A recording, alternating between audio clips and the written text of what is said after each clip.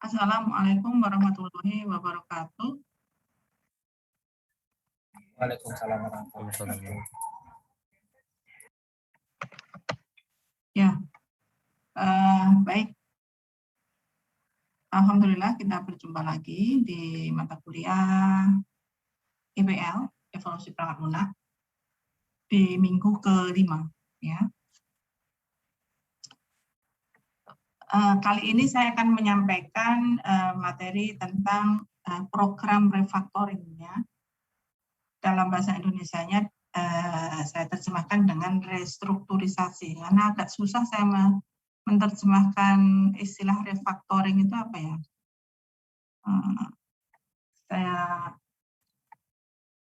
refaktorisasi mungkin ya, atau bukan restrukturisasi, saya terjemahkan aja restrukturisasi. Jadi sebenarnya ini terjemahan dari refactoring, karena refactoring itu lebih populer ya, lebih populer dan lebih sering digunakan dalam konteks evolusi perangkat lunak.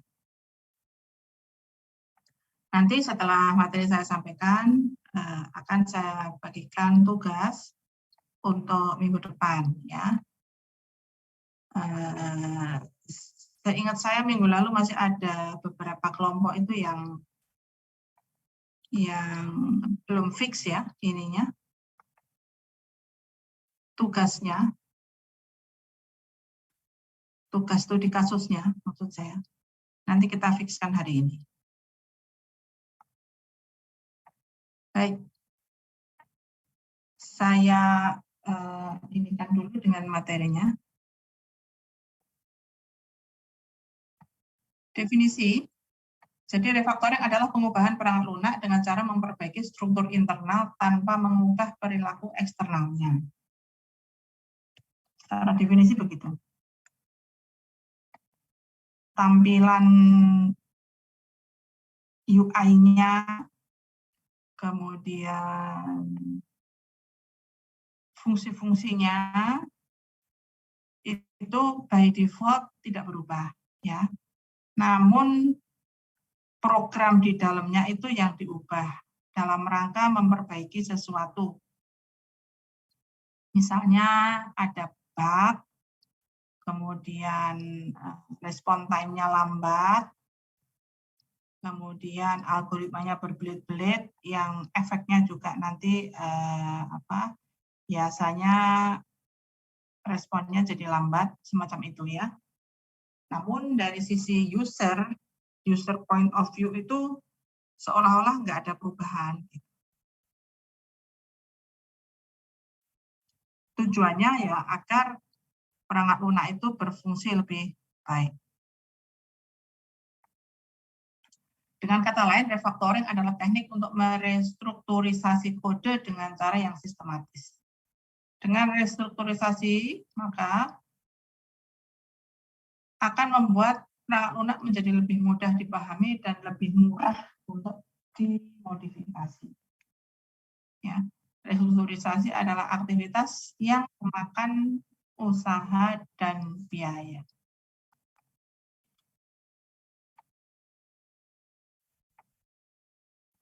Mengapa perlu restrukturisasi? Ya, diantaranya ada 4 ini, tapi sebenarnya ada alasan-alasan lain ya yang tidak saya tuliskan di sini. Ini yang alasan yang paling sering muncul aja ya. Alasan yang paling sering digunakan orang, meskipun ada alasan lain selain yang 4 ini. Jadi biasanya pada umumnya itu untuk memperbaiki rancangan perangkat lunak. Memperbaiki rancangan itu misalnya pada saat dibangun itu modulnya dibuat karena dikejar waktu biasanya ya dibuat seadanya. Namun setelah perangkat lunak itu beroperasi dirasa ada bagian-bagian yang tidak optimal sehingga modul-modulnya perlu direstrukturisasi ya, dipaskan lagi ininya arsitekturnya gitu ya. Selain itu juga ketika membuat program dan biasanya umumnya juga karena adanya waktu yang terbatas ya, dikejar-kejar tenggat agar segera jadi, maka membuatnya itu tidak dipikirkan secara mendalam, yang penting programnya jalan gitu. Nah, walhasil biasanya kodenya itu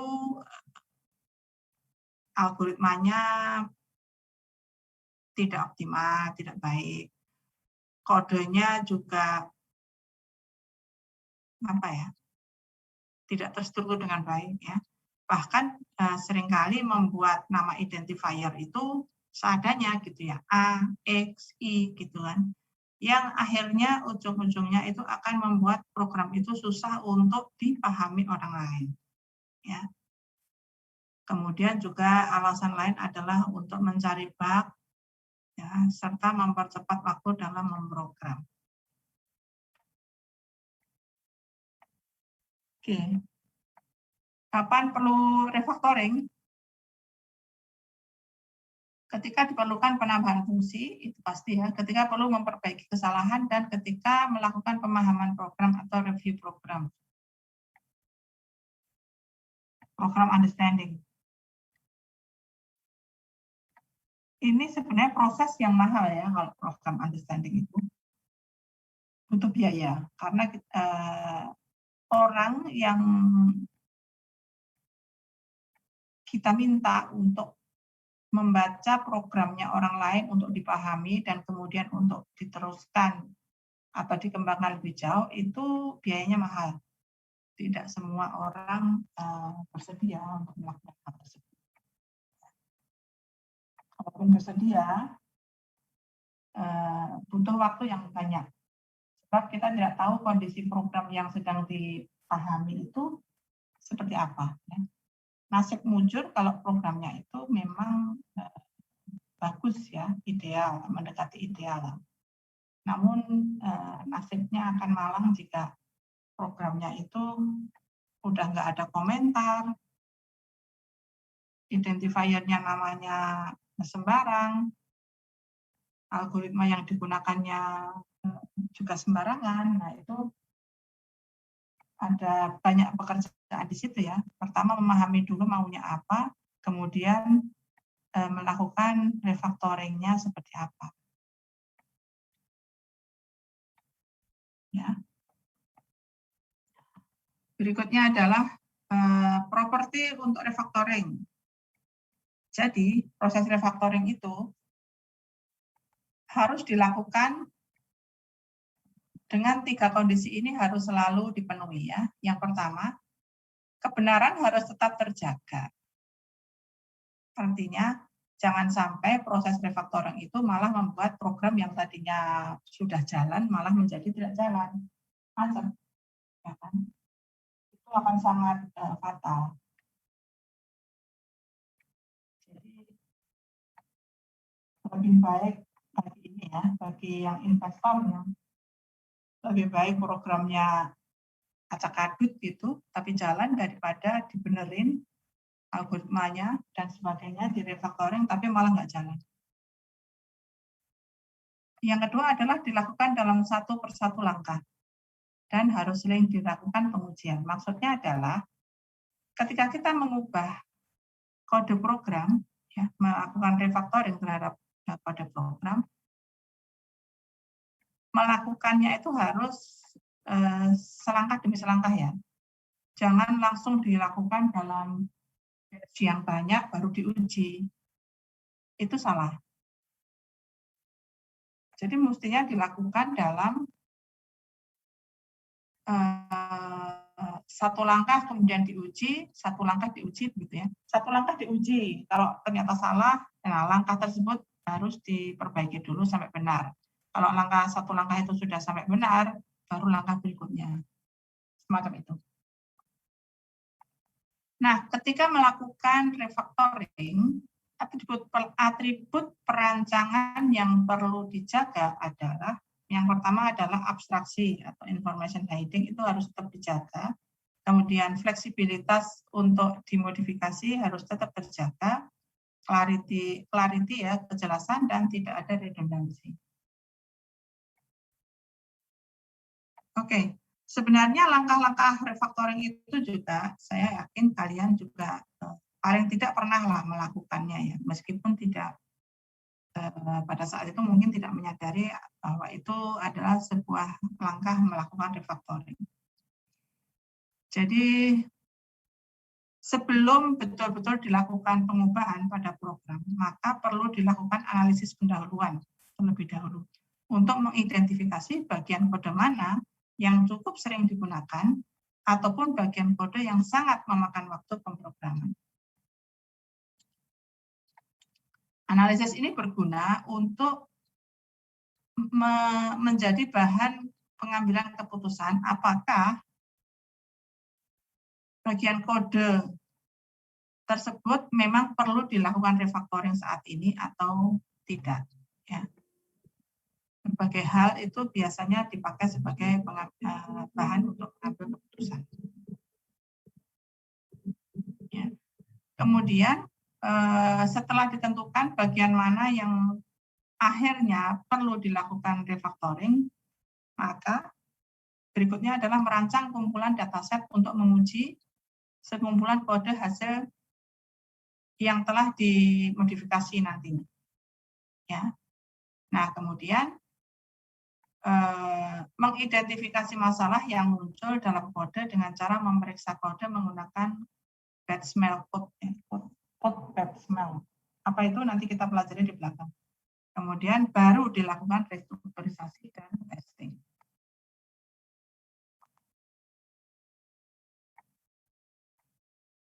Harus diperhatikan bahwa ketika melakukan refactoring, maka lingkup atau bagian yang diperiksa harus cukup kecil sehingga terlihat jelas mana yang akan terdampak jika bagian tersebut diubah.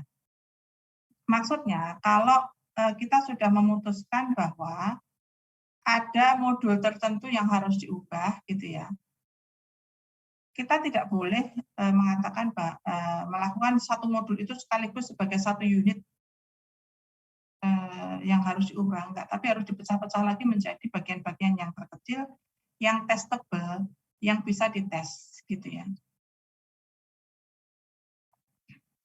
dan seterusnya. Nah, beberapa masalah yang mungkin ke sini dulu aja deh. Saya balik aja penjelasannya ya. Nah, jadi ketika kita melakukan pemahaman program atau program understanding, sering kita temui berbagai hal di dalam atau kondisi programmingnya. Di dalam evolusi perang lunak sering kita dengar istilah bad smell code. Ya. Bad smell code itu adalah kode yang kurang pas begitu ya.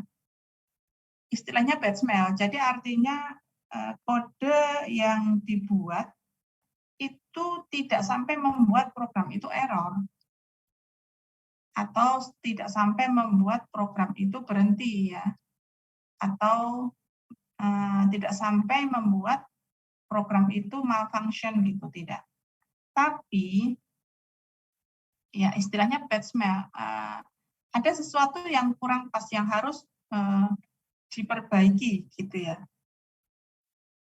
Misalnya nih duplicated code, itu kan nggak akan membuat program itu berhenti gitu kan. Tapi jika ada duplicated code, bahkan jika itu duplikasinya banyak sekali, itu akan sangat mengganggu. Mengganggu utamanya buat petugasnya, maintainernya. Kalau dia suatu saat harus melakukan pengubahan pada bagian duplicated code itu, kan dia harus melakukan pengubahan di banyak tempat, kan? Seperti itu. Jadi mestinya duplicated code itu harus dihapus atau diganti dengan bentuk lain dilakukan refactoring sehingga tidak ada lagi duplicated code. Ya. Nah, istilah bad smell itu banyak sekali. Bukan istilah, jenis ya. Jenis bad smell itu banyak sekali. Ini yang saya tulis di sini itu hanya sebagian saja yang sering muncul ya, tapi di luar yang ada di slide ini itu masih banyak sekali. Ya. Dan saat ini sudah banyak tools yang bisa mendeteksi bad smell code ini, sehingga dia bisa langsung mendeteksi, oh ini ada bad smell code jenisnya apa, misalnya large class atau duplicated code atau long parameter list, itu sudah bisa mendeteksi ya. Bahkan ada beberapa tools itu yang sudah bisa memberikan rekomendasi, mestinya diubahnya seperti ini gitu ya. Di dalam IDE tertentu juga sudah ada tools untuk mendeteksi bad smell code. Jadi sekali lagi bad smell code itu tidak sampai membuat program itu berhenti atau tidak berfungsi, tapi memang perlu diubah. Ya, misalnya long method. Long method, ada satu program di mana satu metode itu panjang sekali. Maksudnya kan satu metode itu melakukan satu fungsi khusus ya. Gitu. Nah, karena ini long method, di situ tuh banyak fungsi gitu. Itu juga tidak boleh. Kemudian large class, kelas yang panjang banget, yang gede sekali, punya banyak tanggung jawab, itu juga sebaiknya diubah, yaitu di refactoring. Atau parameter list yang panjang sekali, itu juga sebaiknya di refactoring, dan seterusnya ya. Ada istilah shotgun surgery, ada istilah feature envy, data clumps. Nah, ini saya tidak akan jelaskan satu persatu di sini. Itu nanti akan menjadi bagian dari tugasnya kalian. Ya, biar saya tidak capek menjelaskan satu persatu. Baik, jadi intinya begitu. Ya, ketika melakukan program understanding atau pemahaman program, sebenarnya orang melakukan program understanding itu untuk apa sih gitu ya? Kan nggak mungkin dia hanya ingin membaca program saja, memahami program terus sudah berhenti. Pasti kan itu hanya perantara saja kan. Tujuan akhirnya itu bukan membaca program atau memahami program, ya kan? Nggak mungkin orang membaca program hanya untuk sekedar membaca, mengetahui, udah titik itu. Membaca program itu biasanya perantara atau sesuatu yang harus dilakukan dengan tujuan untuk mengubah programnya, ya kan? Karena ada kebutuhan untuk mengubah programnya. Kalau nggak ada kebutuhan mengubah program, ya saya nggak pernah mau mempelajari programnya, ya buat apa gitu kan? Nah, ketika fase melakukan pemahaman program itu, kemungkinan besar akan dijumpai berbagai macam jenis bad smell. Nah, kalau kita jumpai bad smell, mestinya kita melakukan pengubahan agar bad smell-nya itu hilang, ya kan? Agar bad smell-nya itu hilang dari program, sehingga program itu akan tadi mudah dibaca, mudah dimodifikasi, murah untuk dimodifikasi kayak gitu. Oke. Nah, kalau ada bad smell, apa yang perlu saya lakukan ya? Kita lakukan refactoring terhadap bad smell tersebut. Ya, ini berbagai macam jenis refactoring yang bisa dilakukan. Ya kan? Contoh saya ambil, ini juga saya nggak akan jelaskan satu persatu ya, karena kalian bisa cari di ekstrak subclass atau ekstrak kelas aja.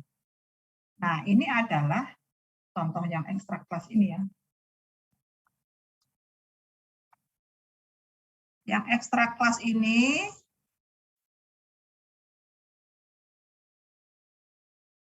adalah jenis refactoring yang bisa dilakukan ketika kita menemukan batch mail yang jenisnya tadi large class tadi ya, kelas yang sangat besar.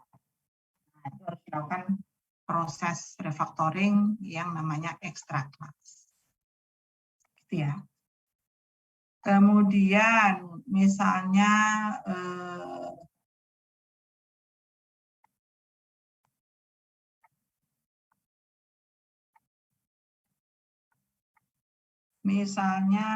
apa ya?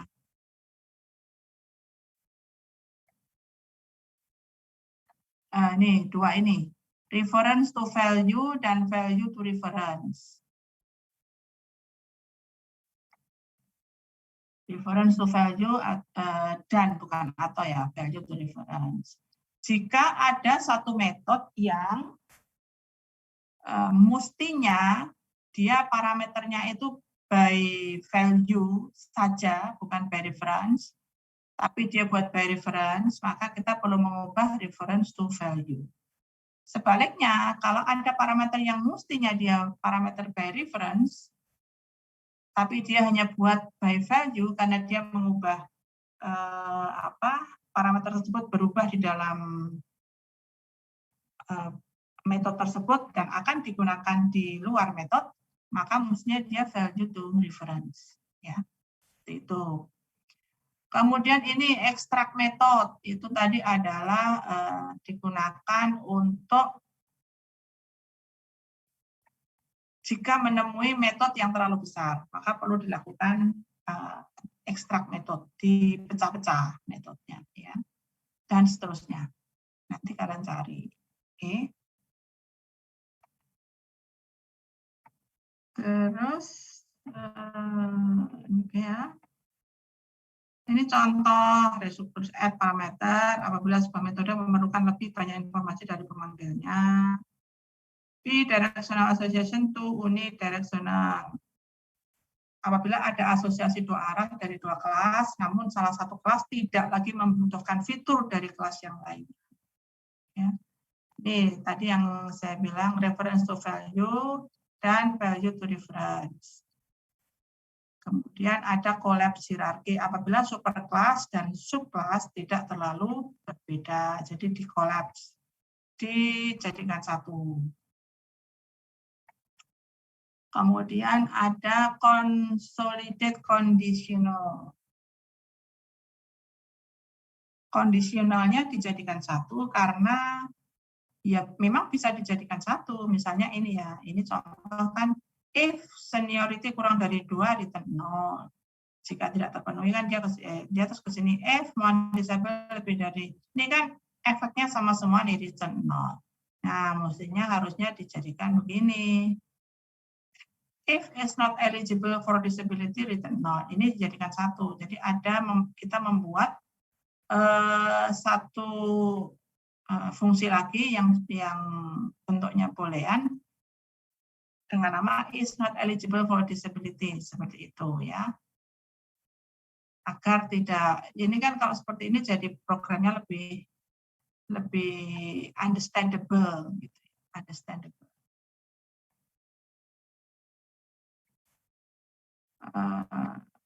Decompose conditional ini juga jika conditionalnya ini kebalikannya ya. Jika conditionalnya itu terlalu banyak dan membuat malah sulit untuk dipahami, ya kan? Contohnya ini,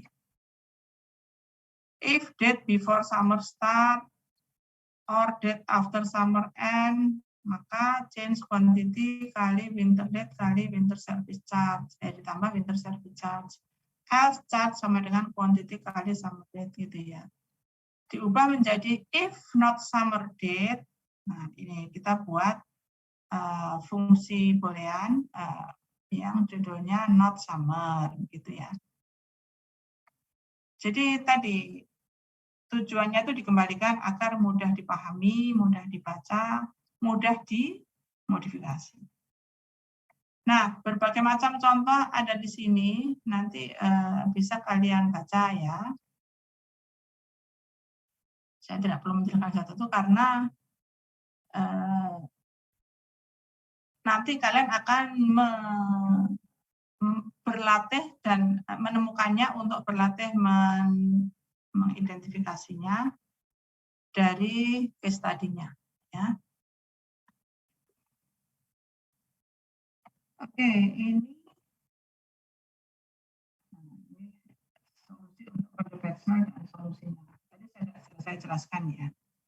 Duplicated code, long method, large class, long parameter list. Ada istilah yang namanya shotgun surgery. Ini adalah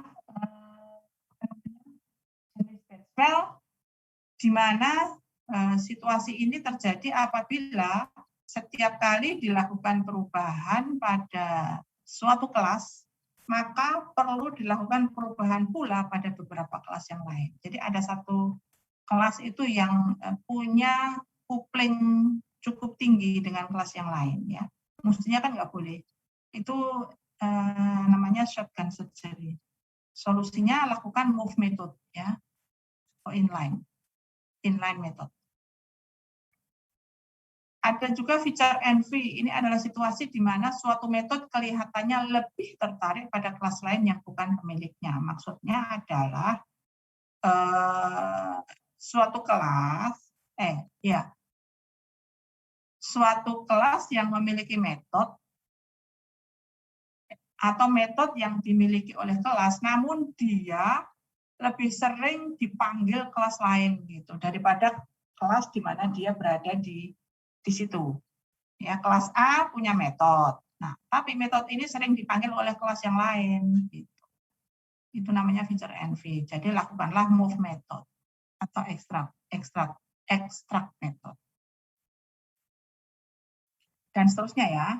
Nanti kalian baca ininya. Nah, keuntungannya ini bermanfaat untuk kondisi-kondisi program yang sudah dibaca, dipahami maupun diubah. Program yang memiliki duplikasi logika, algoritmanya rumit dan sangat susah dipahami. Risikonya sering menyebabkan munculnya error di tempat lain. Jika refactoring dilakukan pada sistem yang sudah operasional, maka jika terjadi kegagalan, dampaknya bisa sangat parah. Biaya refactoring itu bisa muncul dari penggunaan bahasa pemrograman tertentu atau lingkungan operasi tertentu, juga dari maksudnya effort untuk mempelajari bahasa tersebut, dan lingkungannya juga sepertinya perlu ada dukungannya juga untuk testing, dokumentasi, dan sistemnya itu sendiri. Kapan memutuskan untuk melakukan refactoring atau tidak? Ya. Refactoring tidak akan dilakukan jika sistem, bahasa, atau lingkungannya sudah tidak memungkinkan untuk dilakukan refactoring. Sebentar, kebalik. Kapan memutuskan untuk tidak melakukan refactoring? Ya, jika sistem, bahasa, lingkungan sudah tidak mungkin untuk dilakukan refactoring. Maksudnya gini, sistemnya itu sudah terlalu tua, gitu ya. Sistemnya sudah terlalu tua, nah dia menggunakan mungkin bahasa pemrograman tuh yang udah nggak populer lagi sekarang, sehingga beberapa banyak hardware dan teknologi itu sudah nggak support. Nah, itu nggak perlu dilakukan refactoring, mending bikin baru, menggunakan teknologi baru gitu ya. Kemudian juga kondisi yang bisa memicu kita untuk memutuskan tidak melakukan refactoring itu jika dikejar tenggat. Jangan sampai nanti dilakukan refactoring tapi malah error dan nggak kejar waktunya. Ya. Oke. Untuk bahan hari ini cukup segitu ya. Saya akan lanjutkan dengan pemberian tugas. Oke. Tapi sebelum saya berikan tugas, sebentar. Minggu lalu itu masih ada grup yang belum fix ya, yaitu grup 1, grup 2, dan grup 11. Oke. Grup 1 ada hadir enggak Himawan Wijaya sama Muhammad Al-Ghifari Yurisya? Hadir apa tidak di sini sekarang? Hadir, Bu. Oke, Himawan Wijaya, temanmu hadir enggak? Namanya siapa tadi? Muhammad Al-Ghifari? Saya lihat di kelas ada, Bu, tadi. Oke, Muhammad Al-Ghifari, coba speak up.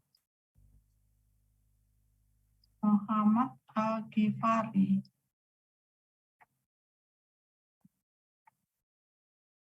Enggak ada deh. Adanya Muhammad Faras, Fikri, Kayaknya Iqbal. sudah keluar, Bu. Begitu. Jadi gimana ini kelompokmu ini mau mengajukan studi kasus apa untuk mata kuliah EPL ini? Saya mau mengajukan studi kasus saya yang web buatan saya sendiri, Bu, waktu PW.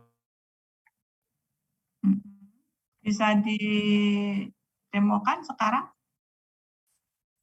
Bisa, Bu. Oke, sebentar saya beri.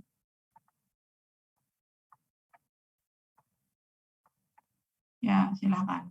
Seperti apa? Menggunakan apa ini? Laravel kah?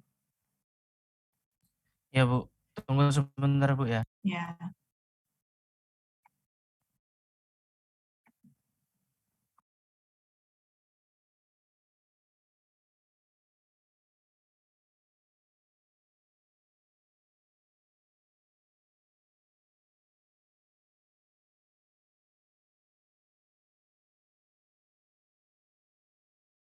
Sudah terlihat, Bu?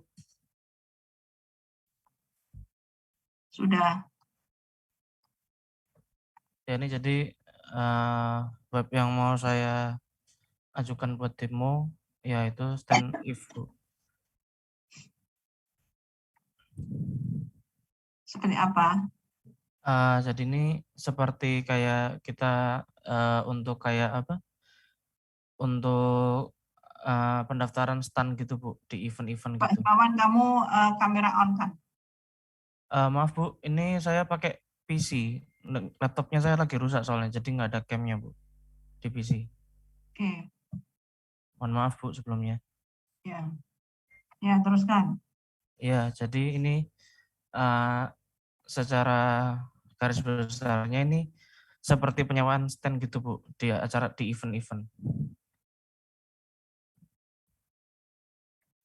Terus ini kita bisa register juga, register event, ini kita bisa. Terus kita bisa register untuk tenan. Tenan itu yang kayak jajanan-jajanan di event gitu, Bu, kayak kios-kios di eventnya gitu, Bu, kurang lebih.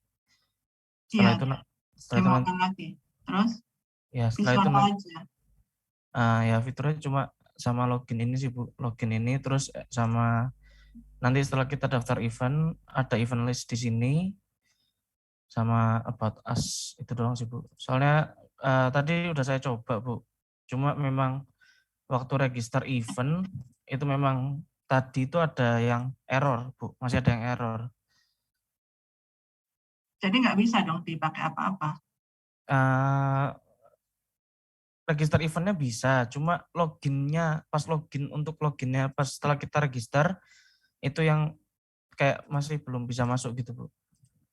Nah, terus kalau nggak bisa login, terus nggak bisa dipakai apa-apa dong aplikasinya. Ini nanti saya coba mau benerin sih, Bu, nanti niatnya. Soal tadi baru saya coba, terus pas sebelum kelas mulai saya coba ternyata nggak bisa, Bu. Pas loginnya saja, cuma register eventnya tadi bisa.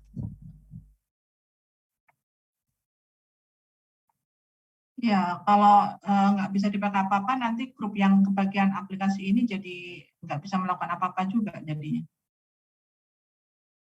Kan nanti program yang kamu usulkan itu bukan untuk grup kamu, untuk grup orang lain. Iya, Bu, nanti coba saya benahi lagi, Bu, untuk saya melihat apa aja, apa yang kenapa tidak bisa login ya, Bu. Baik, berarti belum fix ya untuk hari ini. Iya, belum Bu, mohon maaf Bu. Baik. Berikutnya grup 2.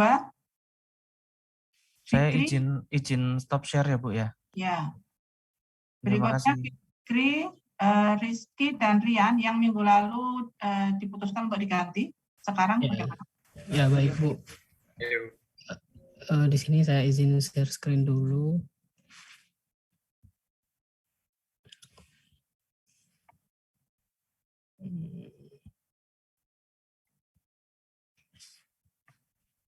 Temanmu siapa, Rizky? Rian, Danu, sama Muhammad Fikri Bu. Rian, satu lagi Muhammad Fikri. Ya. Ya Bu. Ini jadi web untuk monitoring pembayaran SPP SMA.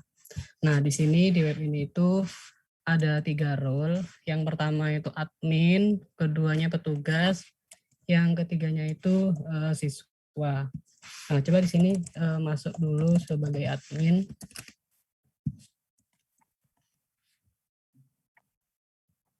Nah, di sisi admin ini yang pertama di sini kita bisa melihat dashboard yaitu tentang apa aja yang terkandung di dalam webnya seperti siswanya, kelas yang tersedia, petugas dan admin itu sendiri. Nah, di bagian manajemen data ini sebagai admin bisa menambahkan siswa, kemudian di pembayaran, nah itu bisa menambahkan pembayaran, kemudian di kelas tentunya menambahkan kelas-kelas yang ada di sekolah tertentu. Misal kalau di SMK itu ada ya 10 RPL 1, 10 RPL 2 dan semacamnya. Ini untuk admin sendiri untuk menambah data admin. Kemudian, nah ini untuk usernya. User di sini total dari keseluruhan baik itu tugas, kemudian admin dan siswa itu sendiri. Nah ini untuk petugasnya, serta kalau yang ini adalah untuk pembayaran SPP tiap tahunnya. Jadi bisa diganti jika suatu saat ada perubahan kebijakan terhadap pembayaran SPP. Nah di menu pembayaran ini admin juga bisa memverifikasi pembayaran. Kemudian ini adalah status pembayaran yang diterima oleh admin. Nah, seperti ini bisa dilihat berdasarkan tahunnya juga. Untuk histori pembayarannya sendiri juga sudah tersedia. Dan ada laporan pembayaran yang juga bisa di-print nantinya.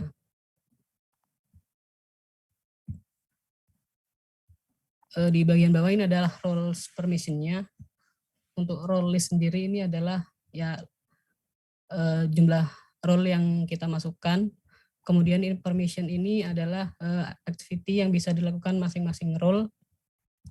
Dan ini untuk mengatur role tertentu akan menghandle activity tertentu. Dan kemudian user role hampir sama, serta user permission ini sama seperti user role.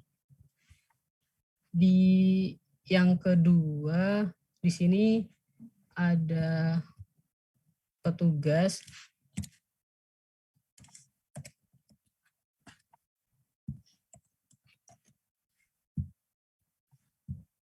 Nah, petugas ini lebih sedikit ya tentunya untuk fitur yang bisa digunakan, maksudnya dikerjakan.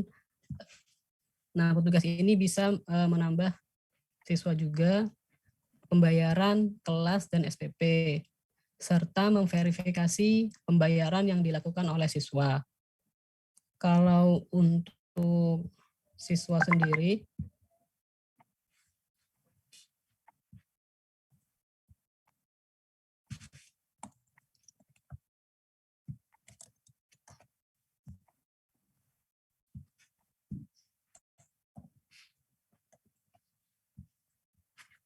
nah, kalau siswa sendiri dia terbatas hanya dapat memantau pembayaran SPP yang telah dia dia bayar. Misalnya di sini contoh di 2020 Rizky kelas RPL 1 dia hanya bayar di bulan Februari, sedangkan yang lainnya masih nunggak. Kemudian ini histori laporannya dan untuk cetak laporan. Serta kalau user itu juga bisa untuk ya mengganti password seperti itu.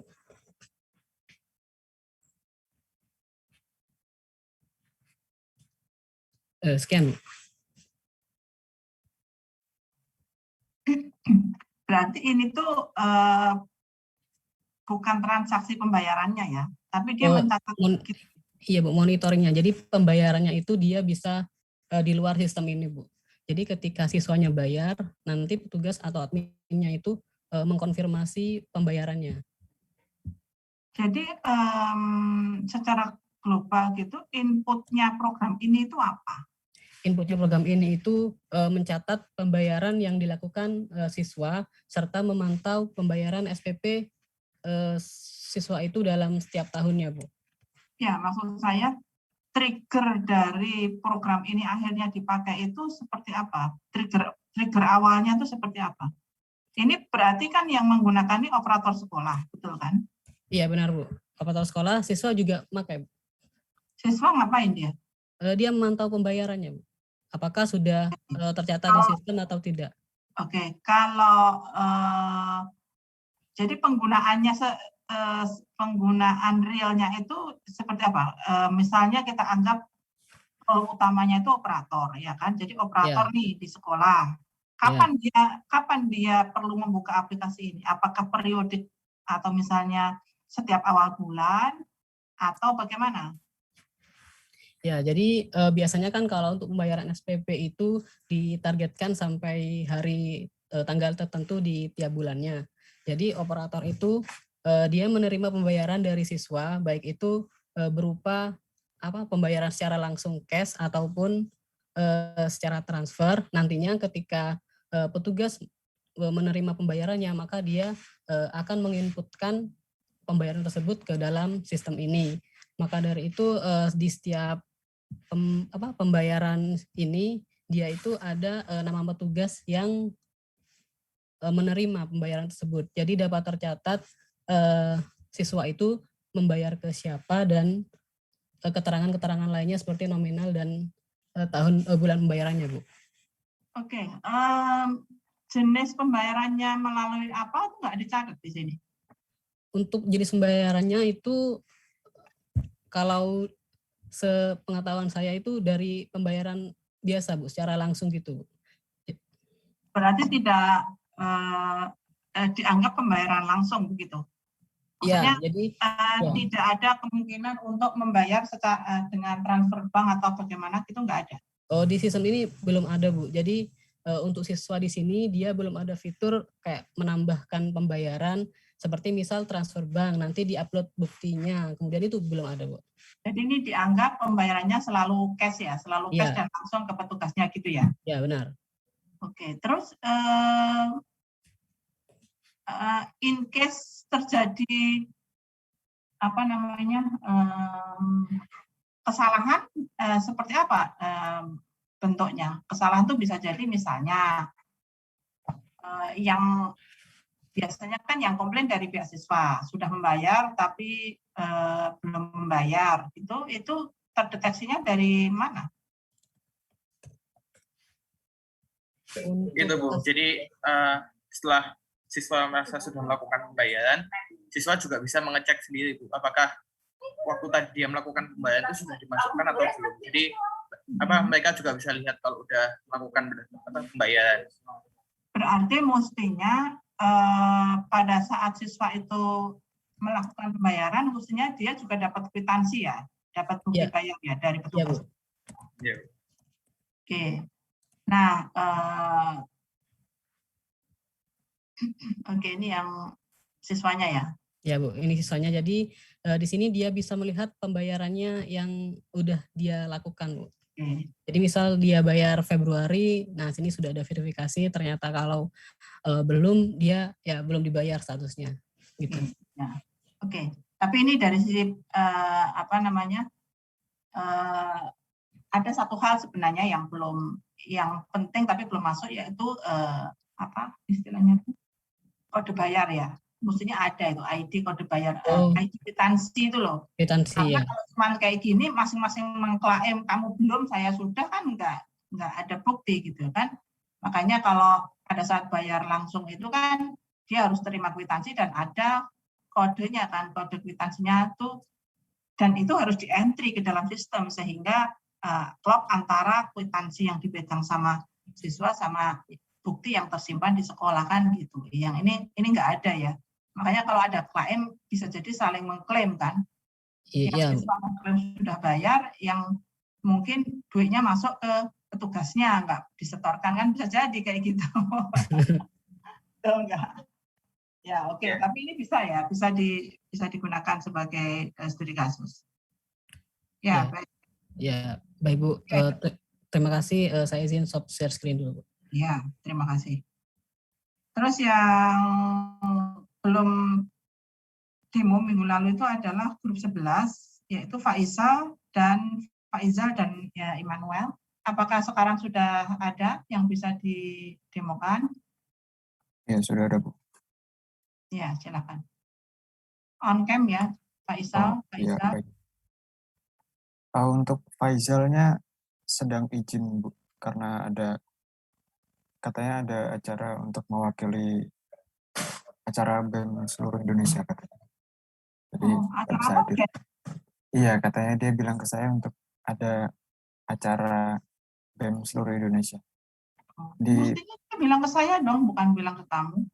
Di presentasinya dia juga ada surat izinnya, Bu, katanya. Sudah upload. Oh ya sudah. Terus yang Immanuel? Ada.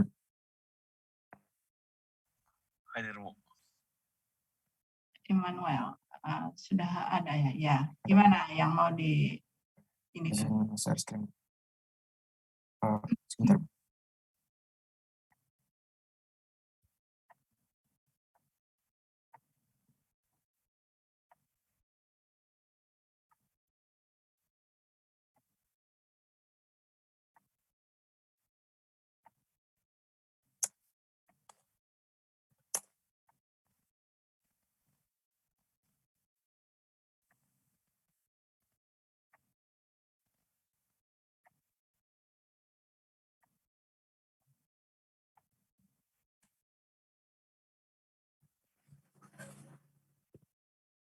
Izin share screen.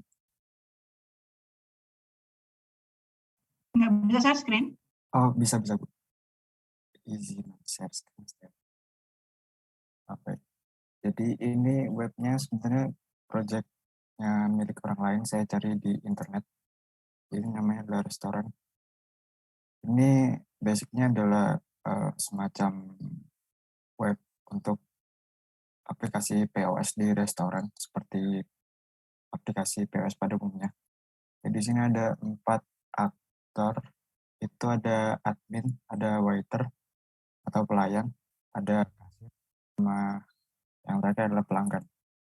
Jadi di sini yang pertama akan saya demokan adalah pelanggan.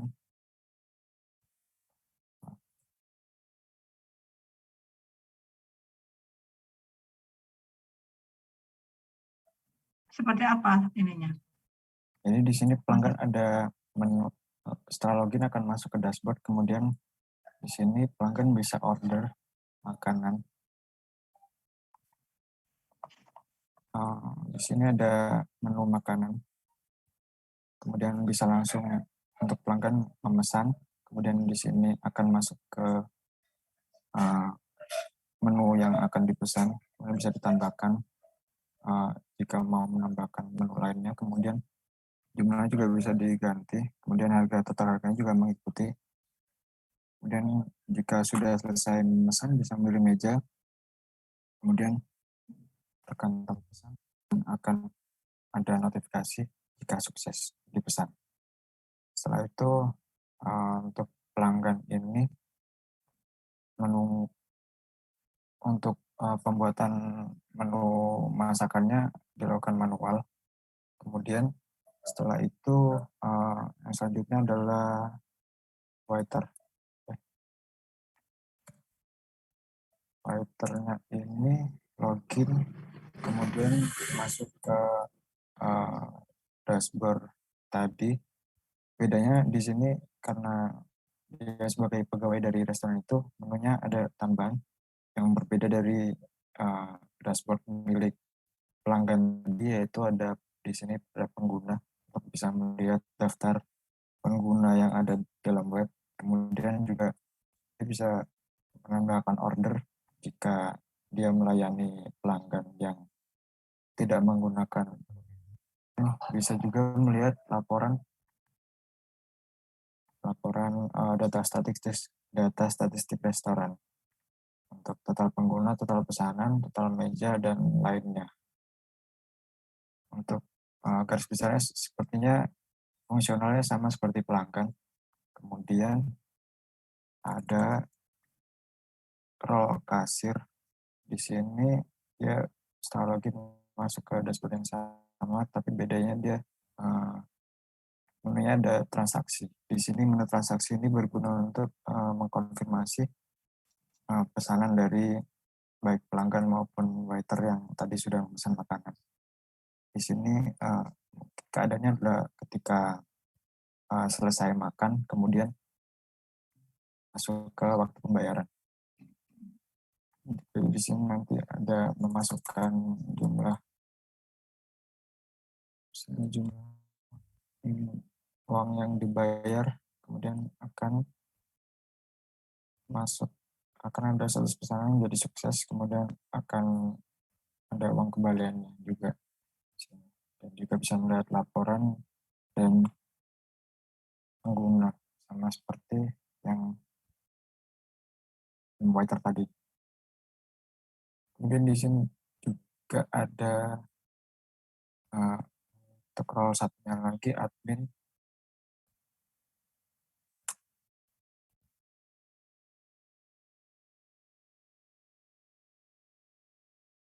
Untuk admin di sini lebih banyak, jadi ada yang menu pengguna tadi, isinya dia juga sama. Kemudian yang membedakan di sini adalah menu masakan. Jadi admin di sini sama juga seperti ownernya, jadi dia bisa menambahkan masak seperti ini menunya. Jadi misal mau menambahkan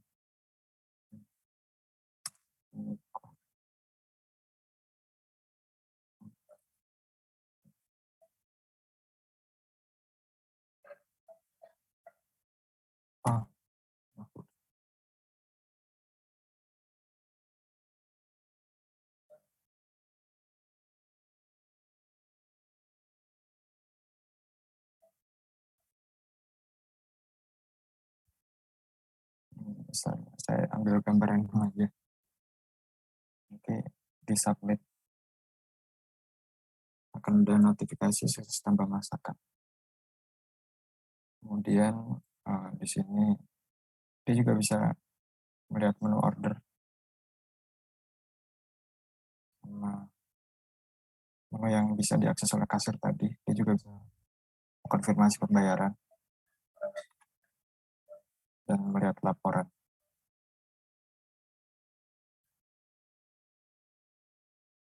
Kira-kira cukup sekian Bu webnya. Oke, ini source code-nya ada? Ada Bu. Oke ya, ada ya. Dalam Laravel? Iya, dalam Laravel. Baik, jadi ini bisa dipakai ya. Ya, terima kasih grup 11. Oke. Terima kasih Bu. Saya izin subshare Bu. Oke. Jadi sebentar.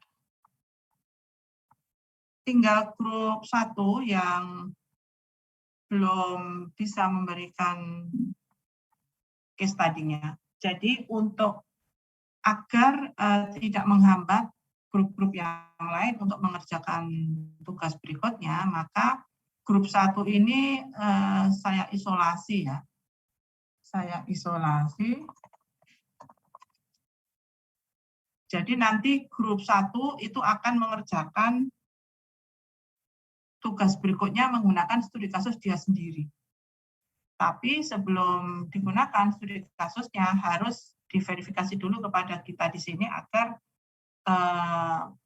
skala maupun kebutuhannya sama dengan grup-grup yang lainnya. Artinya tidak boleh terlalu kecil terutama dan juga jangan terlalu besar skopnya.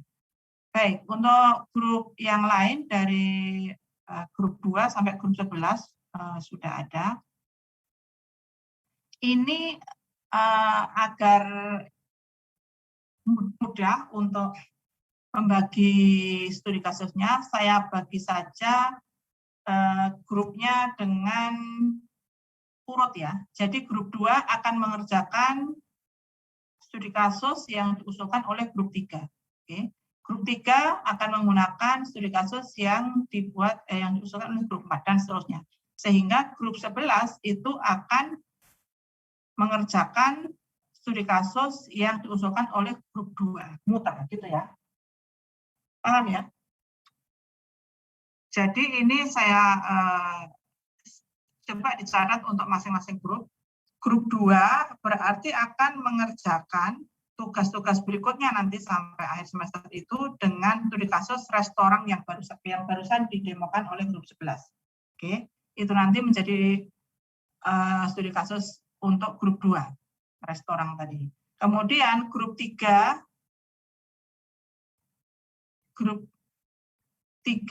itu yang beranggotakan Marsha, Siti Kofifa, dan Pania akan mengerjakan sebentar. Salah, kebalik. Untuk grup 2, Fikri, Rizky, dan Rian itu akan mengerjakan tugasnya studi kasusnya grup 3, shoe point ya. Saya beri catatan dulu sebentar ya. Ini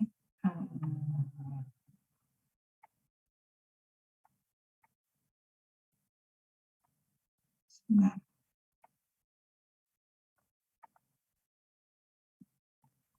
Ini saya share screen dulu aja.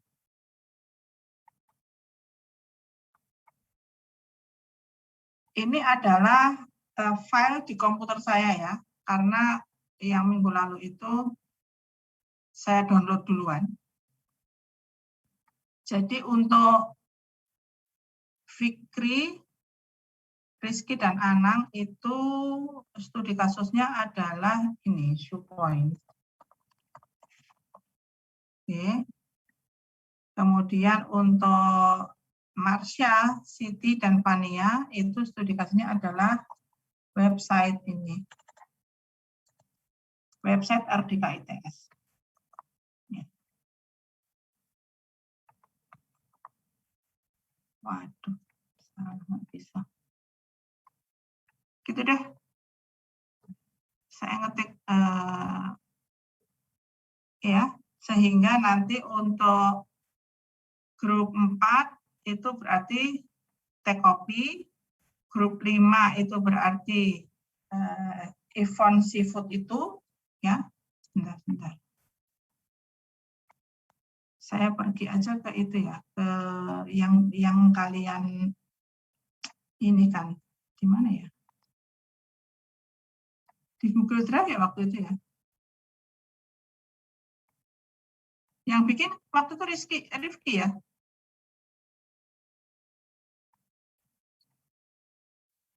Iya Bu, untuk yang di Drive ya Bu ya? Sebentar, kamu bisa share linknya nggak di chat? Iya Bu, sebentar Bu, saya carikan lagi linknya Bu.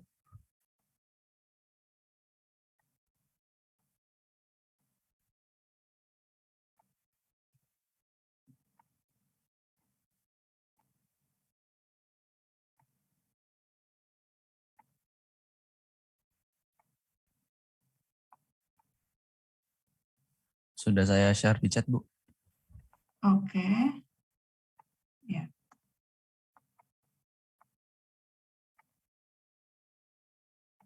Oke, ini saya share ya, yang di grup.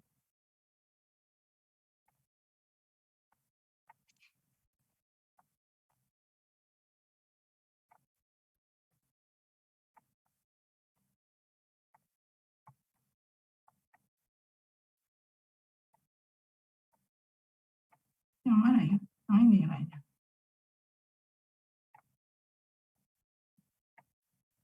Ini ya. Berarti saya tulis di sini aja ya. Berarti untuk grup 2 itu dapat, masa jadi bingung ya. Grup 2 mestinya dari 3 gitu ya. Bisa pindah ke sini.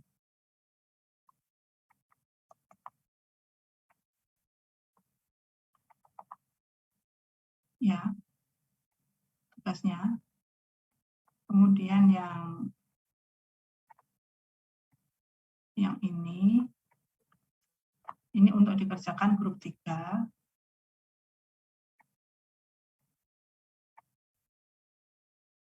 Coba Rifki kamu bantu ya untuk mindahin satu itu ya, geser satu grup.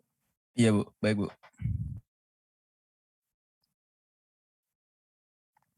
Biar nggak nulis satu-satu.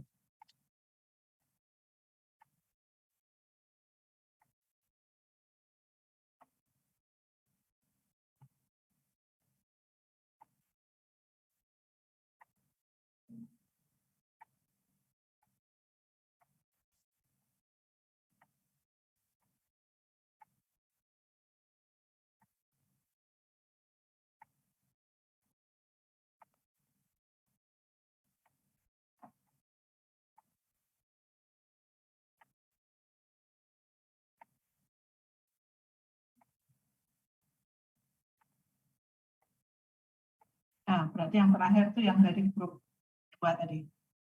Yang satu jangan. Yang kelompok 1 itu diisolasi itu.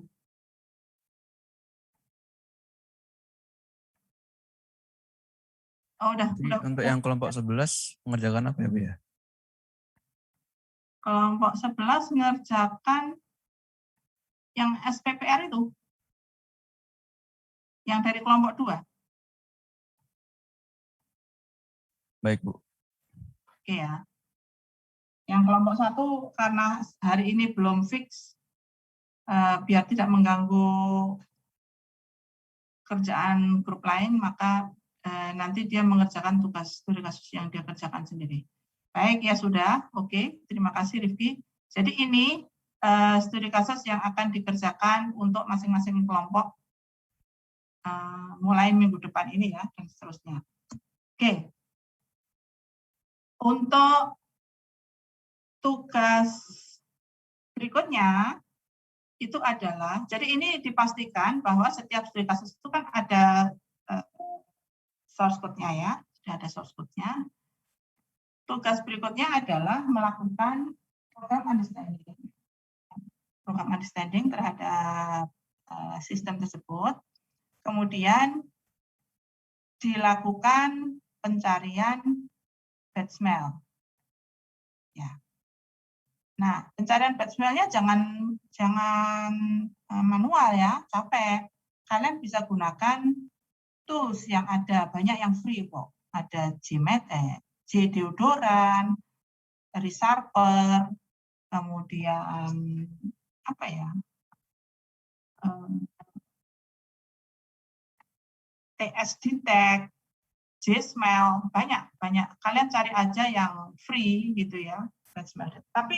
Tapi ini yang namanya bad smell itu,